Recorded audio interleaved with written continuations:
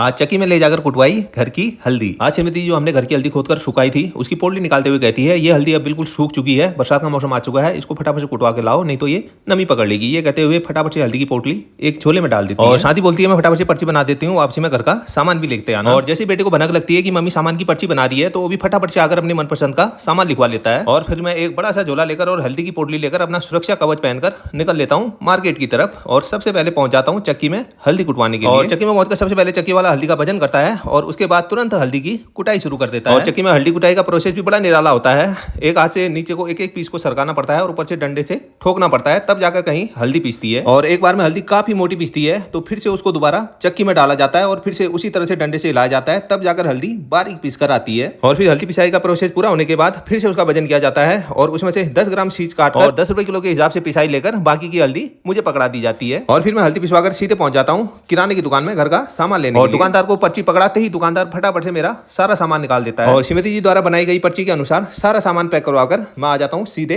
घर। और गर्मी का सीजन चल रहा है तो गर्मी भी काफी जबरदस्त पड़ रही है तो सबसे पहले घर आकर पीता हूँ पानी। और पानी पीने के बाद श्रीमती जी से बोलता हूँ ये रही पर्ची और ये रहा सामान, अब दोनों का बढ़िया से मिलान कर लो। और जब तक श्रीमती जी सामान का मिलान करती है तब तक मैं फटाफट से हल्दी की पोटली निकालकर हल्दी को जार में भरना शुरू कर देता हूँ। और हमने खेत में से खोदकर लगभग 10 से 12 किलो कच्ची हल्दी सुखाई थी और सूखने के बाद हल्दी निकली मात्र 2.5 किलो। लेकिन 2.5 किलो घर की शुद्ध हल्दी अपने लिए साल भर के लिए पर्याप्त हो जाती है। राधे राधे।